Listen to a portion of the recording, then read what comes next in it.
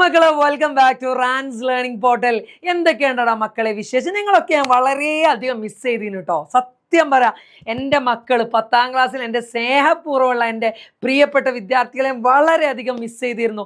കാരണം നിങ്ങളുടെ SLC പരീക്ഷയുടെ ആ ലാസ്റ്റ് ദിവസം ഇപ്പോഴും എനിക്ക് എന്താണ് ഓർമ്മയിലുണ്ട്. നമ്മുടെ ലൈവും അത് കഴിഞ്ഞിട്ടുള്ള നിങ്ങളുടെ സ്നേഹങ്ങളും നിങ്ങളുടെ അതായത് എക്സാം കഴിഞ്ഞിട്ട് നിങ്ങൾ ആ വീഡിയോക്കൊക്കെ നൽകിയിട്ടുള്ള റെസ്പോൺസൊക്കെ കാണും വളരെയധികം സന്തോഷം ഉണ്ടായിരുന്നു മക്കളെ. സോ ഇപ്പം നമ്മൾ +1 ജീവിതത്തിൻ്റെ മറ്റൊരു ഘട്ടത്തിലേക്ക് എത്തി. വളരെ മനോഹരമായിട്ട് നടന്നു പോയിക്കൊണ്ടിരിക്കുന്ന നമ്മുടെ ജീവിതം അല്ലേ. +1 സയൻസ് അല്ലടാ. നമ്മൾ ഏതായാലും നനഞ്ഞ് ഇനി കുളിച്ചങ്ങ് കയറാം. നമ്മൾ 10ാം ക്ലാസ് സെറ്റാക്കിയ പോലെ +1 സെറ്റാക്കി എടുക്കുക. എത്രയാടാ ടോട്ടൽ മാർക്ക് നിങ്ങൾക്ക് അറിയാം? 540 അല്ലേ. 540 എന്ത് കിട്ടണം നമുക്ക്? 540 നമുക്ക് എന്ത് ചെയ്യണം?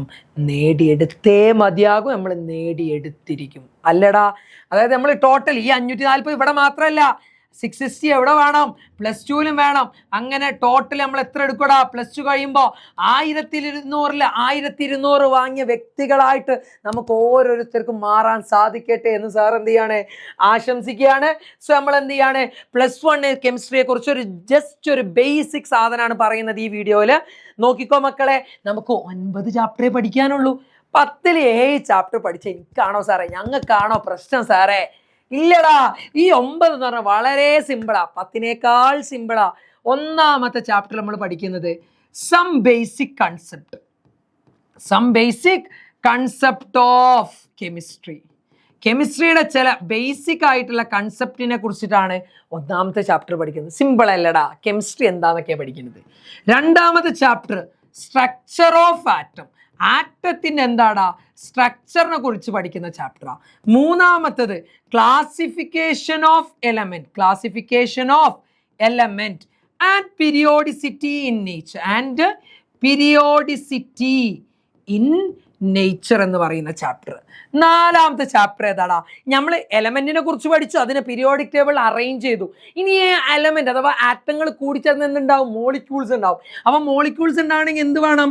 കെമിക്കൽ ബോണ്ടിങ് വേണ്ടേ? കെമിക്കൽ ബോണ്ടിങ് വേണം. ആൻഡ് അതിൻ്റെ എന്ത് മോളിക്യുലാർ സ്ട്രക്ചറിനെ കുറിച്ച് നമുക്ക് പഠിക്കാം. ആൻഡ് 5th ചാപ്റ്റർ ആണ് എന്ത്? തെർമോഡൈനാമിക്സ് എന്ന് പറയുന്ന ചാപ്റ്റർ. തെർമോഡൈനാമിക്സ് പഠിക്കാനുണ്ട്. ആറാമതായിട്ട് ഇക്വിലിബ്രിയം. നമ്മൾ 10ാം ക്ലാസ്സിൽ ചെറിയൊരു ഭാഗമായിട്ട് ഇക്വിലിബ്രിയം പഠിച്ചിരുന്നു. ആ ഇക്വിലിബ്രിയത്തെ കുറിച്ച് ഡീറ്റെയിൽ ആയിട്ട് പഠിക്കാനുണ്ട്. 7ാമത്തെ ചാപ്റ്ററിൽ റിഡോക്സ് റിയാക്ഷൻ. വളരെ 9ലോ 8ലോ നമ്മൾ പഠിച്ചിട്ടുള്ളതാണ്. റിഡോക്സ് റിയാക്ഷനെ കുറിച്ചിട്ട് നമുക്ക് എന്ത് ചെയ്യാള് പഠിക്കാനുണ്ട്. 8 എന്ന് പറഞ്ഞാൽ ജനറൽ ഓർഗാനിക് കെമിസ്ട്രി എന്ന് പറയുന്ന ചാപ്റ്റർ ആണ്. 9 ഹൈഡ്രോ കാർബൺ. 10ലും നമ്മൾ 2 ഓർഗാനിക് പഠിച്ചു, +1ലും നമ്മൾ 2 ഓർഗാനിക്. എന്താ അതിൽ കൂടുതലുള്ളത്? അതായത് നമുക്ക് ടോട്ടൽ മാർക്ക് 60ൽ റിട്ടേൺ എക്സാം +20 ഏതില്? നമ്മൾ ടോട്ടൽ എത്രയിൽ എത്ര? 80ൽ 80 വാങ്ങി എടുക്കണം. +1 കെമിസ്ട്രി ഞങ്ങൾ ഗ്യാരണ്ടി തരാടാ മക്കളെ. നേടിയെടുത്തിരിക്കൂടാ നമ്മൾ ഈ 80ൽ 80 എന്ന് പറയുന്നത്. സോ നമുക്ക് എന്ത് ചെയ്യാം? ഓരോ ചാപ്റ്ററും ഡീറ്റെയിൽ ആയിട്ട് എന്ത് ചെയ്യാം? ഡിസ്കസ് ചെയ്യാം. അതുവരേക്കും ബൈ.